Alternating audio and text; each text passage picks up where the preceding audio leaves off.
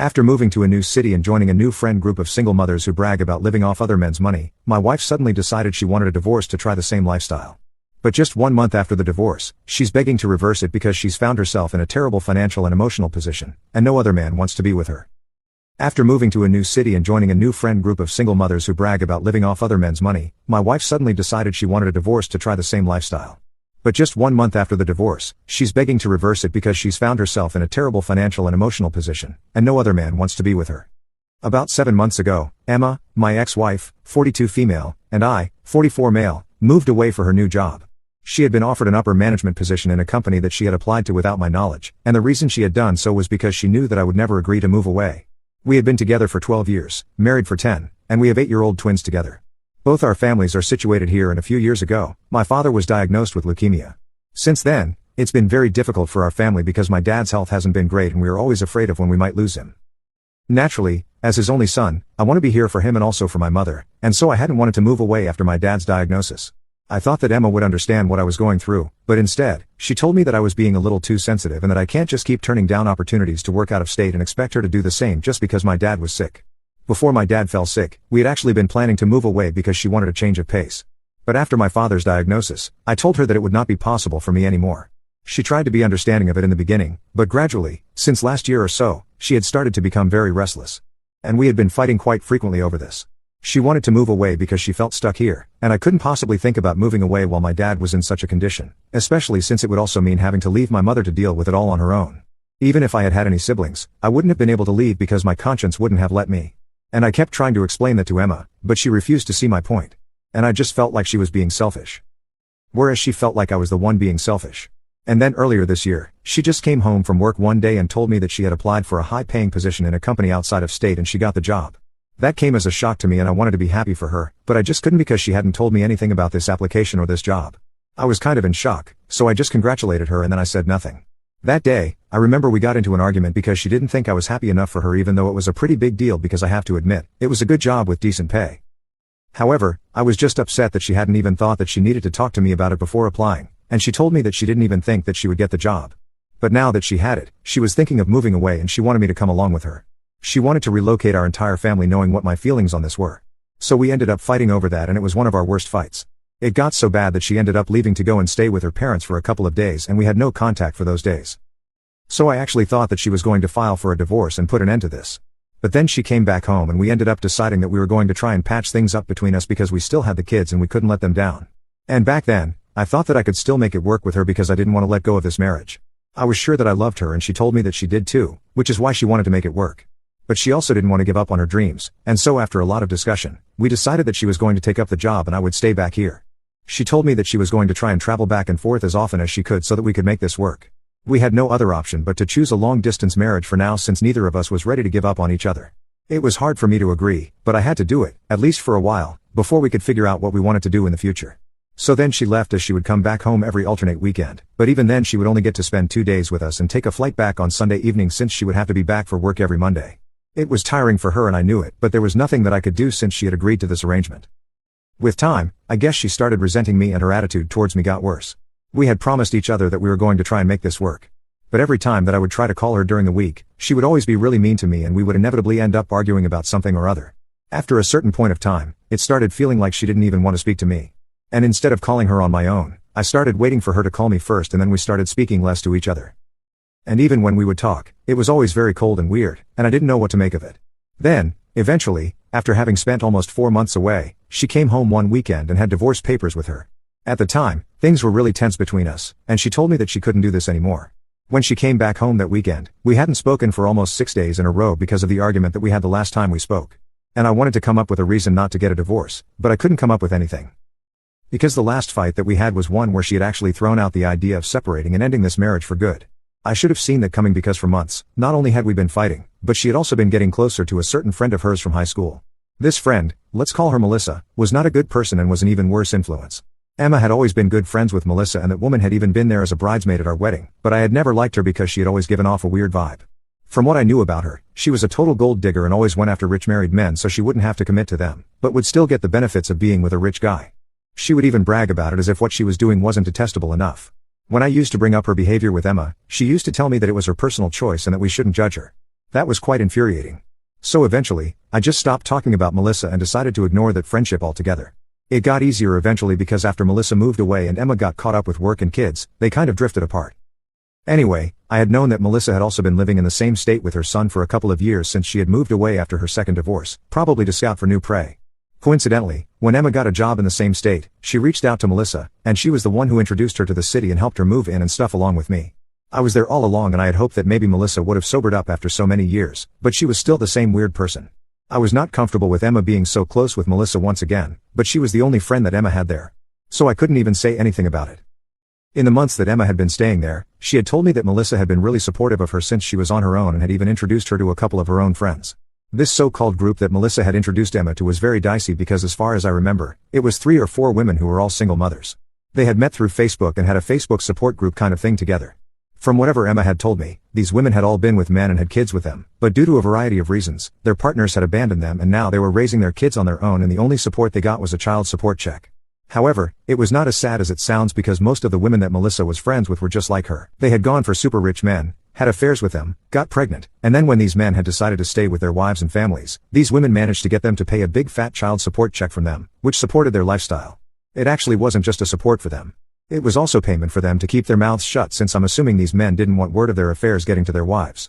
It was very common for all of them to have some online business that nobody was really interested in, but they were self-employed and wanted people to believe that they were doing it all on their own.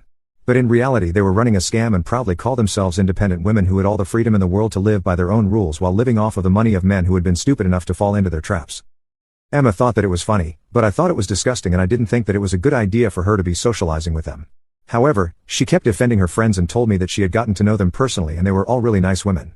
And given how we were already fighting about so many things, I didn't want to fight about that as well, so I didn't say anything. But then, in the last fight that we had before she filed for a divorce, she told me that she really admired Melissa's strength because even without any help from any man she was raising her 2 kids brilliantly on her own. I ended up scoffing at that and told her that anybody who makes as much money from getting pregnant after an affair with rich guys would also probably be taking good care of the kids since that was not their child, but a meal ticket for them.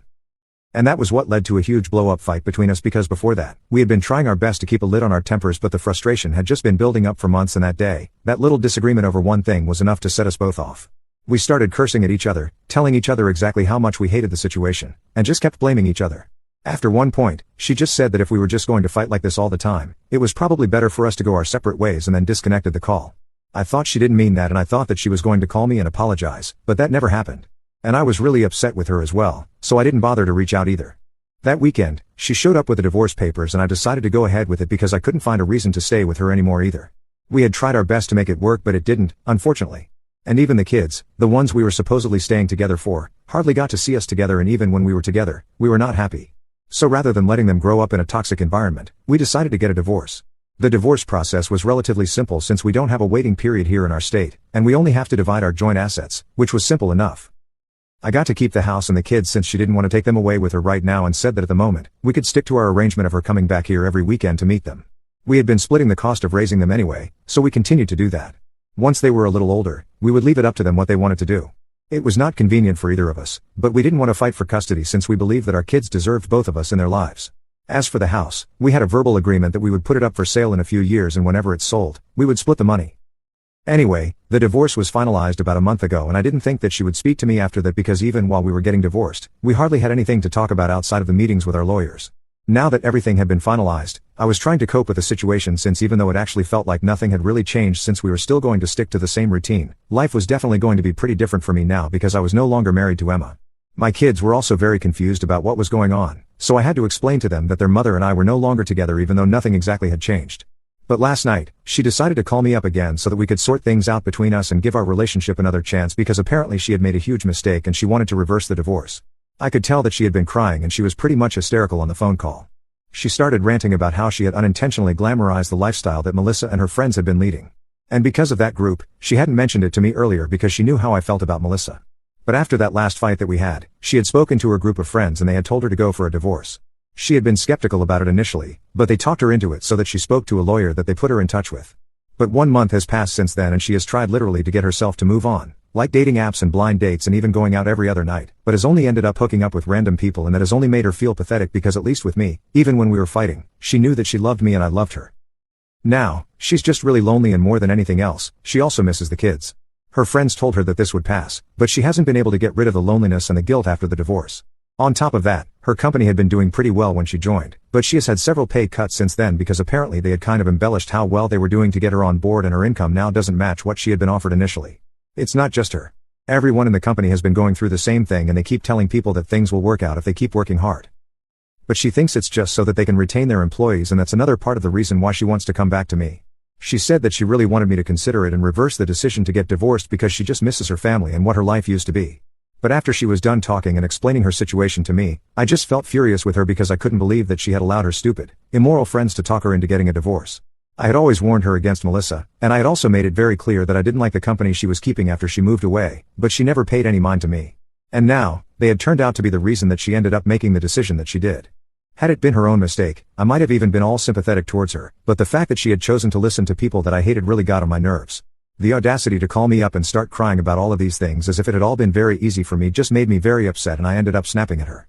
And now, she had to lie in it because I was not going to help her out here. In spite of everything, I had tried my very best to make this marriage work. And I'm not talking about the last few months. I'm talking about ever since my dad fell sick. I had been fighting for our marriage relentlessly. And for a while, so had she. But she had been immensely selfish for the past couple of years, and that's how we had ended up here divorced. The least she could have done while she had been staying away was at least try to understand my feelings and situation, but she allowed herself to get carried away by friends whom she knew I did not like. I told her that she was not a high school kid anymore, and that a juvenile excuse like her friends had influenced her to make bad decisions was not going to work with me. She wasn't coming back home drunk to her parents. This was a very different situation, and it had affected my life and even the kids. And now, just because it's inconvenient for her, she wants to reverse the divorce. Firstly, of course, that's not how it works. And secondly, even if it did, I wouldn't do it. I was really upset by everything she had told me right before that. I just couldn't hold back.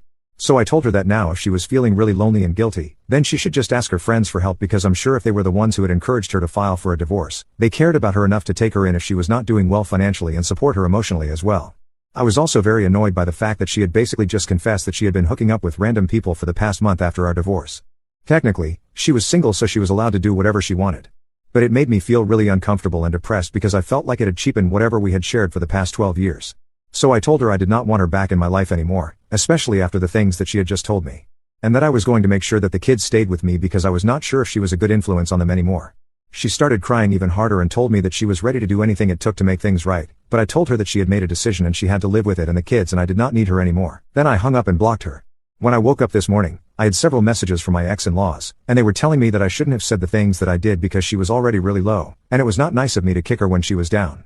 They said that it was not necessary because she was already regretting everything that she had done and seemed to try and punish her more by telling her that the kids and I did not need her. I wouldn't have cared about what my ex-in-laws say, but they have been very kind to me after the divorce, so I don't know. AITA for telling my ex-wife that I don't want her back and that the kids and I don't need her anymore. Update 1.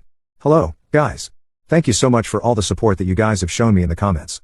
I don't know how to say it, but it really means a lot to me, knowing that so many people are on my side here.